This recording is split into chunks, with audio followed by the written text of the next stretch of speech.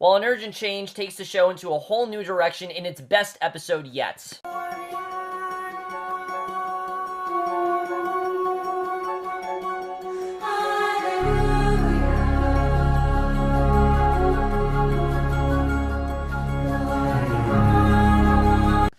Hey guys, I'm for Victoria, Series 1, Episode 4, The Clockwork Prince, and I was definitely looking forward to this episode. I've really been enjoying the show so far, but mainly because of the way that last week's episode ended, because last week's episode kind of hinted that we were going a bit of a different direction. You know, the first 3 episodes we had a lot of, Melbourne, Victoria, so much of them knowing each other, and finally at the end of Episode 3, we now have Albert, and that definitely did prove to be quite a struggle in this episode, and this for me was easily the best episode since the first one. I really did love this episode overall. I thought there was some really compelling stuff going on here.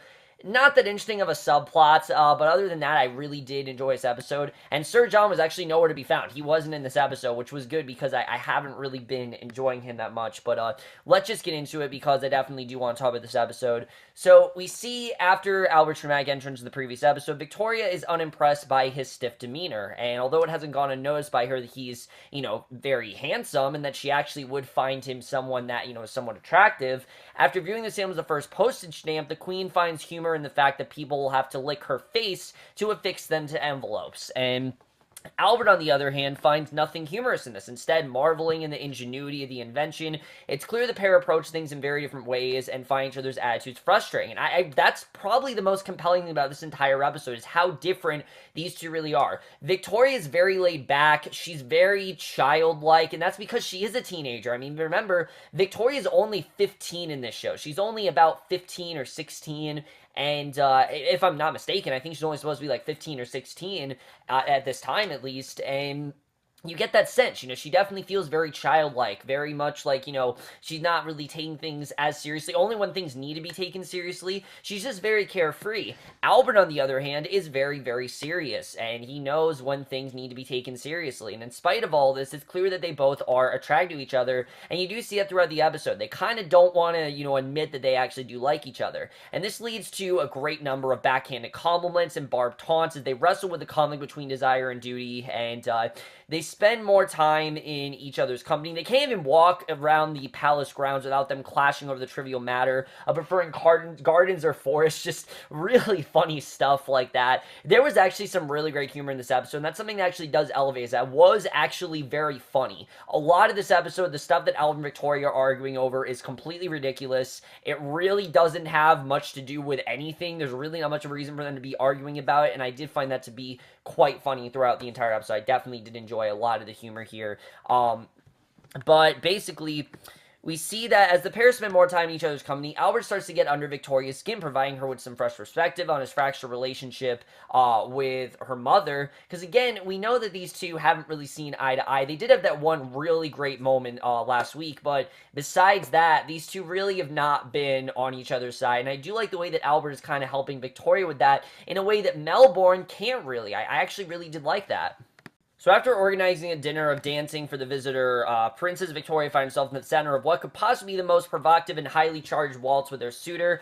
The shy young man confesses that he's always been nervous about dancing, but with her, he doesn't really feel that fear. And this was kind of a cute scene. I like the way that they actually were bonding over this, and he also shares how the gardenia that Victoria's pinned to her dress reminds him of his mother, to which Victoria insists that he must have the flower, and he symbolically places the bloom by his heart, and they really did take the time, even though we know these two, are supposed to be together, they do take the time to really show who Albert really is as a character. This is someone who lost his mother. He's kind of had to fend for himself. He's taking things very seriously, and he's very shy as well. He's not very high on himself, and I like seeing a prince that's not very confident, and a prince that's more reserved and quiet. We don't really get to see that a ton in these kind of shows, and I really like seeing that here. I like that he's not this celebrity, and that he's not someone who loves to be called a prince. In fact, I think if it was Albert's way, he doesn't see himself as a prince. He sees himself as a normal guy, and I definitely really did like seeing that. So he places the bloom by his heart, and at this point, there's a huge shift in the balance between them.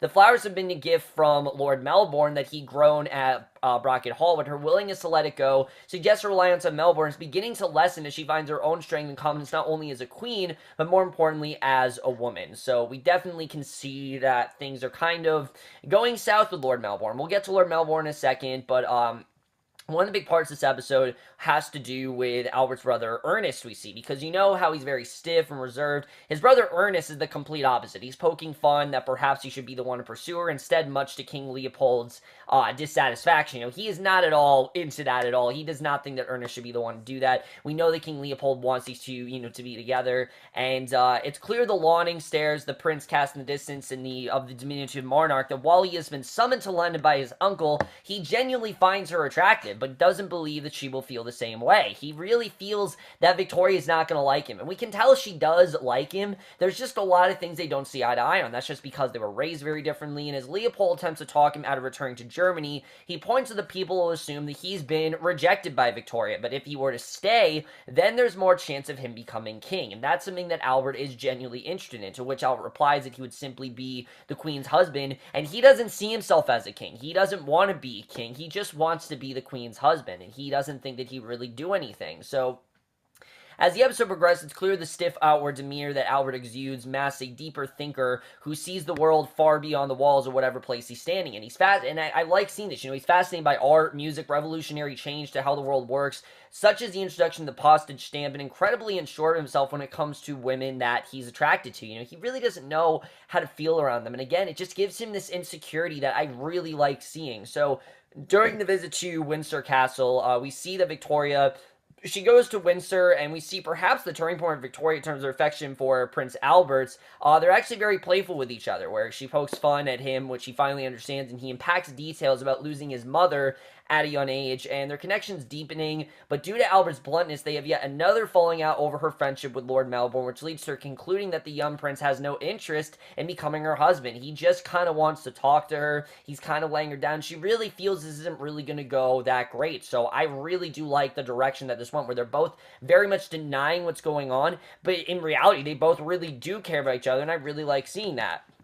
So, during the visit to Windsor Castle, the Queen notices the difference between the two of them, her with Albert opening up about losing his mother as they walk through, and the pair share a tender moment where they almost kiss, and as Victoria's beloved dog Dash is injured during their walk, Albert then springs into action showing his compassionate side, but despite his gallant deed, the pair then squabble over what he perceives to be Victoria's ignorance about the suffering of her own people, and her reliance on Lord M. And you can understand, you know, where he's coming from here, why he feels, because, yeah, Victoria is kind of ignorant, you know, she doesn't seem to care. Well, she cares about her people, but it seems to be more of an afterthought, and it's clear he's jealous of the connection that the pair have. He doesn't have that with anyone, you know, he wants to have that with Victoria, but he can see Victoria and Lord Melbourne are so close, he's quite jealous of it. He just doesn't know how to make Victoria see that he's attracted to her and should be the one to win her affections. And again, I like that, lack of confidence that, you know, Albert exudes in this episode. It's just something that we haven't seen a ton in these kind of shows, and I definitely did like seeing that. But Lord Melbourne in this episode really does get the short end of the stick, I have to say. I mean, Rufus Sewell is great as this character, and he did such a great job here, because with Albert's presence causing turbulence for the status quo that Victoria fought too hard to establish since ascending the throne,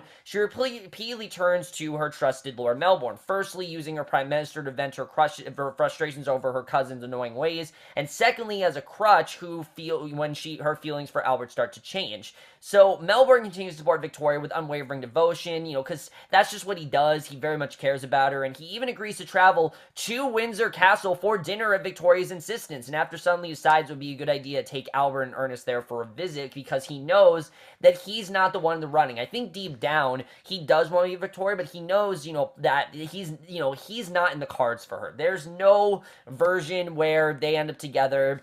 It's just not happening. And during a conversation with the Queen about Oliver Twist, he denounces the novel, saying he has no issue to associate people of that nature, so why would he want to read about them? And Albert challenges his notion, pointing out that at least Dickens is in touch with the troubles that people are facing. So he begins to see the attraction between the pair when Victoria seeks Lord Melbourne's advice over her dilemma with Albert, confessing that Albert thinks that she's too friendly with her advisor, but that she desperately wants to make him smile for her. And his stoic response that if it's what she wants, then there shouldn't be an issue. And remember that he says that. If it's what you want, then, this shouldn't be a problem. Again, he wants what's best for her. And before quietly confessing that only a fool could turn her down. There's no one that really could actually turn her down. He knows that so many people love Victoria. There's no reason why she shouldn't have a nice relationship. And I love the way that Lord Melbourne supports her and things like that, but it's definitely sad to see Lord Melbourne kind of realize that he needs to drift away from her, that he can't really be with Victoria as much. And Albert and Ernest visit Parliament, and he sets in motion the idea that Victoria relies on him much less now that she's found her feet as queen. She doesn't need him anymore, and it's a very sad moment, and, we really did care about Lord Melbourne. I've cared about him a lot throughout the show. He's done a great job here, but the fact is, he can't stick around for that much longer. His retirement is on the horizon for him. We've known since the beginning of the show that he was going to leave at some point. He's wanted to leave his job for a while, and the truth has been stretched somewhat in favor of the unsuitor, feeling comfortable in his courting of the monarch, and basically, much to his relief, Ernest and Lord Melbourne share a look, both men knowing that, this isn't really for them, and it's a sad moment, but you definitely do get the sense that we're not going to see Lord Melbourne a lot. I don't know if he's gone from the show. I'm sure we're going to see him next week, but I feel like after next week, he's kind of done. I don't know if we're really going to see him a ton, I have to say, so I don't know what's going to happen with Lord Melbourne. It was kind of sad to see him go. I love seeing Rufus Sewell on the show. It's a hard realization that he has to come to, but it's a very inevitable conclusion that really was kind of, how it was going to be from the start. I think he knew he could never really be with her, and as much as we want that to happen, that's not what happened. As we know, Albert and Victoria need to end up together, and I like the way the show is sticking to that. I know a lot of people were upset that Lord Melbourne and Victoria, were friendly with each other, but I like that the show is taking the choice to keep Victoria and Albert together, because that, of course, is what happened, and that's the story that we know. Royal pairing of Victoria and Albert in the wake of Lord John's sudden departure, and I'm glad that John's gone. I really was not a fan of him, I have to say. I just thought he was really cartoony, and Victoria, however, is keenly aware of their tactics and makes it clear to both that she believes her and Albert are not well suited for each other, and King Leopold continues to dig at Lord Melbourne while flaunting his nephew in front of Victoria at every opportunity he can, just to show that they actually should be together. It's clear the Prime Minister is already well aware of the developing attraction in the midst of behind-the-scenes plotting, and Albert prepares to leave due to his belief that the pair aren't a good match to each other, and his brother actually tries to talk him out of it. And I like the way that Ernest came to this realization that Victoria and him, again, they can't be together. Victoria and Albert, they're the ones that are meant to be together. This isn't his thing to do, and he makes it clear that he can see their attraction, even if Albert doesn't believe that he's capable of loving someone like Victoria and that she should love someone like him, and that he has something that makes him lovable. He does have it, and King Leopold's back to badgering Victoria about the marriage, leading her to confessing that even if she were to ask him, she doubts that he'd actually accept. So Leopold points out that if she asks at this point, at least she know that Albert's answer came from the heart, but it's unclear whether this is a genuine answer or just another way to coerce her into doing what he really wanted her to do. Did he really want, does he really believe that these two are meant to be together, or is this just him getting what he wants? Because we've known from the start that he wanted these two to be together, so does he really care, or what's really going on there? And before we get to the end, there's one other thing to talk about, which the subplot in this episode I really was not that into, I have to say, but Skecker is visited by a called Eliza, who coerces her into stealing to help her pay rent, hinting that there may be even more to who she may really be, and the assistant dresser later takes a diamond hairpin from the Queen's dressing room, which she instantly regrets, and later, while helping Victoria get ready for dinner, she surreptitiously returns the item, clearly having rethought her actions, and instead, she gives Eliza the lace collar from her uniform to sell instead. So the Queen then notices the absence of the it, and insists that she takes some of hers to replace the ones that she lost, which she then takes to Eliza, who it transpires has a baby. They talk. It's clear there's a secret surrounding the baby's existence, but that both girls are doing what they're doing to protect the little one. So I don't really care that much about this. It's only because of the fact that it's the only thing that didn't focus on Victoria and Albert. All their stuff was so compelling. Their stuff just wasn't that interesting. However, that really does make up once we get to the ending. Which, as great as the episode was, I don't think the episode would be nearly as good if it wasn't for the ending, which is, I think, as perfect as the show really could end, because Victoria, she has her decision made. She knows she wants to be with Albert, but she is under the belief that he's going to say no, and that he doesn't want to be with her, and she needs him to pop the question, and they're clearly both nervous around one another, but desperate to be admitting how they really feel, so she stumbles over her proposal. The tables turn once more, with Albert teasing her that he will only say yes if he can kiss her, and Victoria finally gets him to smile, smile for her, and Albert finally accepts before sealing with the kids. It's clear they're both fully accepting of their destiny. They're realizing what they have to do. And rather than being, he even talks about how he doesn't see this as a marriage of convenience. He sees this as something that's actually more, something that is genuine love, something that they've grown to care about each other throughout the show. Maybe in the beginning of the show, they had a lot of differences that they didn't really see eye to eye, but they really are meant for each other. They're meant to be together, and because of that, they should, in fact, go through with this marriage. And that gives Albert the confidence to say yes. Finally, they're going through this marriage, and it is the perfect way to end a great episode. But let's just get into this episode and where I think we're going to go from here. So really, this was probably the most eventful episode so far. I really like where this episode took us, and I thought there was some very interesting stuff going on here. And it looks like next week we're jumping right into the wedding, which isn't a surprise. We've known that this is something that King Leopold has been plotting for a long time. He's been wanting this wedding to go on. Victoria and Albert obviously are going to get married. There's no sort of will they, won't they sort of thing. We know they're going to get married. I'm interested in seeing really what's going to happen there. And will Albert get a little bit more confident? It looks like Victoria's kind of getting him to come out of his shell a bit. He's starting to realize, I think, really what his true purpose is, and that he can be a good king, even though he doesn't want to be king. I think it's interesting where we're going with that. So is he going to be king? What's really going to happen there? And is he going to get that confidence that he really does need to be king? Because right now he doesn't really have any. And I do like the direction that that's going. I think overall that's very interesting. Probably the most heartbreaking thing this episode was Lord Melbourne. Seeing Lord Melbourne realize that he can't be with Victoria, even though I think in his heart he wants to be. It was quite sad to see. I mean, they've done a very good job of getting these two together. They've done a very good job of showing that these two have a genuine friendship, but he just he's not really needed in her life anymore. As much as she does care for him, the care she once had, it's not really there. I think she's starting to see, that Prince Albert is a great prince and that he is really great for her, and that sure, he's not a perfect guy, but he's gone through just as many hardships as she has. He's very insecure of himself, and she is someone who can help him build up his confidence. In many ways, they really do need each other. Victoria needs Albert in the sense that, she needs a prince, and she needs someone to wed, and that's something that gets that done. But she also needs someone to talk to him, someone she can confide in and actually trust, and knows will not leave her at the last minute. Now, while Melbourne did do a good job with talking her, out of things, and getting to playing to her strengths and things like that, and, talking to her, Albert understands her better just because the fact that he actually has gone through a lot of what she has, and that he's very insecure, and that he doesn't have any regrets about leaving. He's not as committed to her as, say, Melbourne is. So that kind of gives us a reason why these two should be together. I think it's very interesting overall. I really love the way they got us to know this character. I love the character that plays Albert. The guy who plays Albert is such a great actor. Thomas M. Hughes, I think his name is. He's a great actor. I love what he's doing on this show, and I'm happy that they took a while to actually introduce him. I like that we got all of him in this episode. I thought they did a really good job